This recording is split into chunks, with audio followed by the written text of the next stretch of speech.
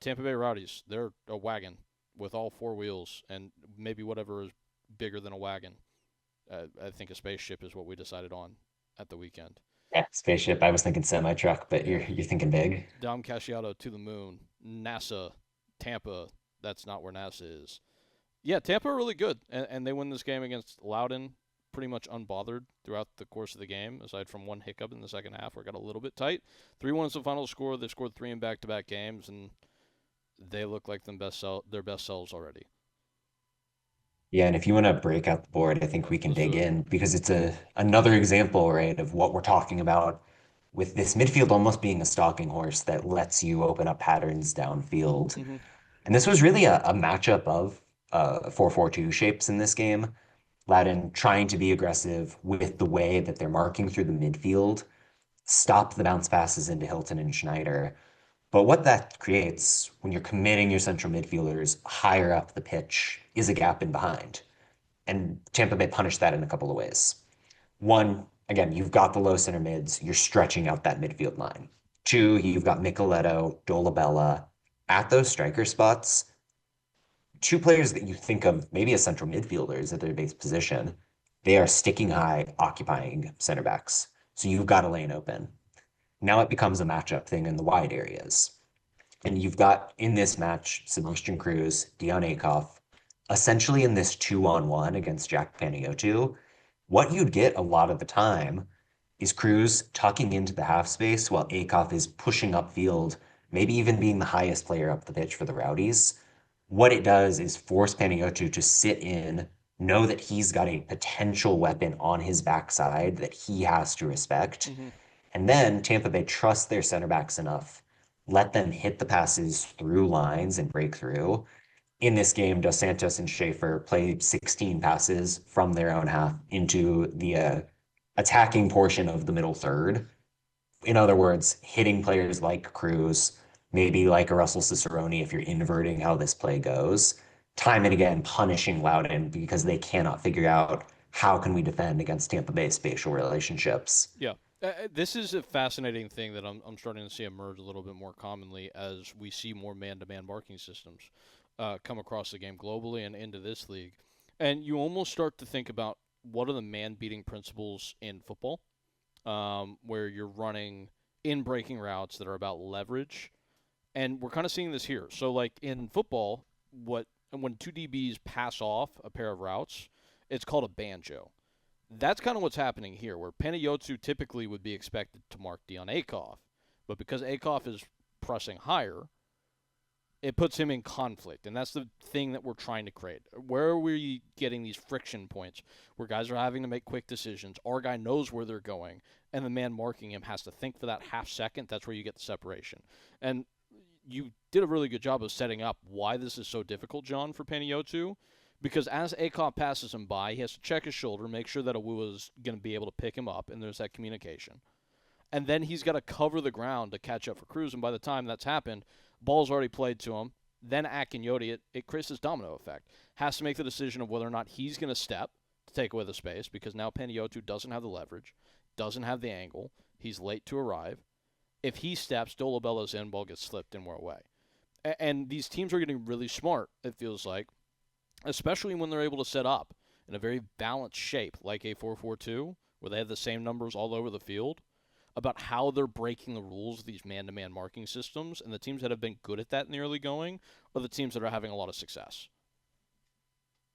You think about a situation like this and what is the knock-on effect once you've broken the line. Russell Cicerone in this game, 11 box touches and 7 shots, consistently exploiting that matchup, keeping him a little bit higher, doing less of the grunt work that Cruz was so willing to do, and knowing that you've got this matchup advantage against a converted center back in a Selasenge on that wide area. So let him find that inside seam and go to work. Really well done from Dom Casciato to stick to the principles that have defined Tampa Bay, doing the banjo thing like you're mentioning, but adapting it, tweaking it, just trying to build, knowing what you know about the matchup at hand. Yeah, this is the brilliance of Dom Casciato. I'm glad it's really shining through this year. A lot of managers say this. Not a lot of managers can really stick to it the way that Dom has always at Omaha, and certainly is this year, especially when you consider the amount of different shapes that they've already used this year, that is a manager who does not care about shape. He cares about platforming his principles based on the opponent and making sure that they have maximum potency given what their opposition likes to do. And this is a prime example of that. We've already seen them use what? In their first 3 games, 3 different shapes? Right, John? I mean, there's some similarities shared between, but Give or take. I mean, it's the same template, but it is constantly adapting, and I think right, that's the beauty of it. Yeah. 100%. And with this 4-4-2 shape, it's like Kirby. It's like he's devoured the opposition and now is Yeah. using their greatest strengths against them. And that's really high level management from a manager that asked for all these tools. Very rarely, not to just dunk on Cano Smith again, but like with Rhode Island, got all these tools in, and it became a problem that they had all these different players that could do all these different things. Dom has had a plan for how to use all of these guys so far, and what they're good at and why they need them there. And it's I am shocked that with this level of turnover in the team, they're already here with the choreography of how to do that match week to match week. It's insane to me. Schaefer and Dos Santos feel like they're really good examples of what that looks like in practice. Mm-hmm. Like we focus a lot on the attacking talent. Dos Santos was playing fullback a lot last year. Yeah. He was an outside defender in a back three with real freedom in Pittsburgh.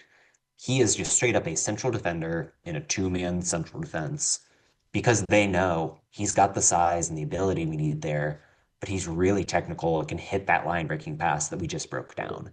Same thing for Schaefer, who I'm sure they saw him in Cincinnati, but it was a lot of the physicality when he was on loan in Indianapolis.